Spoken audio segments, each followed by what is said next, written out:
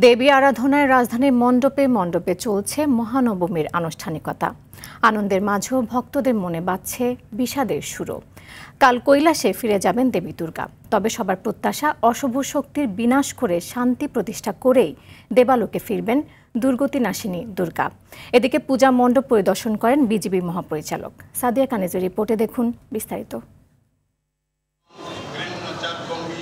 প্রথম প্রহরে দর্পণে দেবী দুর্গার মহাস্নানের পর কল্পারম্ভ আর ষোড়শ উপাচারে বিহিত পূজার মধ্য দিয়ে শুরু হয় নবমীর সকাল। অষ্টমী ও নবমী তিথির সন্ধিক্ষণে করা হয় সন্ধি পূজা। শাস্ত্রমতে মহানবমী হল অসুরিক শক্তিবধের বিজয়ের দিন। তাই মহানবরাত্রিতে দেবী দুর্গার বন্দনা ভক্তদের কাছে তাৎপর্যপূর্ণ। আমাদের মর্তবাসীর জন্য, সকলের জন্য একটা পূর্ণ মুক্তি এবং চতুর্বর্গের লাভ, দেশের যাতে কোনো অশান্তি না আসে, আমাদের দেশের রাজনীতিতে, অর্থনীতিতে, সমাজনীতিতে কোথাও কেন যেন মানুষের ভ্রাতৃত্ববোধ সকলে মিলেমিশে এখানে শান্তিতে থাকতে পারেন, এ আমাদের একটি প্রার্থনা। শেষ বেলায় দেবীর মন জয় করতে মণ্ডপে মণ্ডপে ছোটেন ভক্তরা।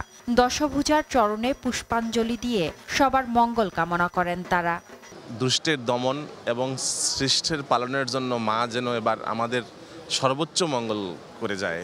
দেশের জন্য মঙ্গল হয়, দেশ থেকে সকল দুর্নীতি, সকল জড়াবেদি সব মঙ্গল হয় মানুষের। আমাদের সমাজে যত দানব অসুররা রয়েছে তাদের থেকে আমাদের মুক্ত রাখবেন।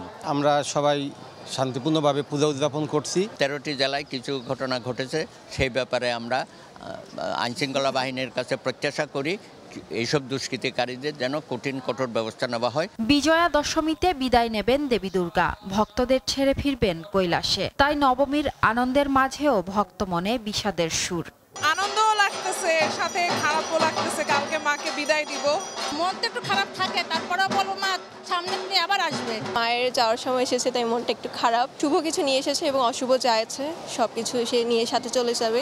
এদিকে জাতীয় মন্দির ঢাকেশ্বরী পূজা মণ্ডপের নিরাপত্তা ব্যবস্থা পরিদর্শন ও শুভেচ্ছা বিনিময় করে বিজিবি মহাপরিচালক বলেন, নির্বিঘ্নে উদযাপিত হচ্ছে এবারের পূজা। আগামীতেও এ ধারা বজায় থাকবে।